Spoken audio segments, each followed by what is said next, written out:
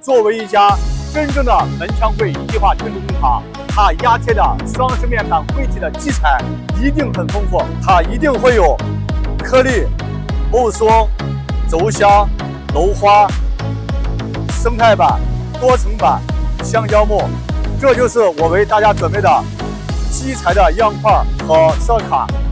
我们所有的颜色全部都会打通门墙柜所需的任何一款产品。有需要这个基材样块和色卡的，请在评论区扣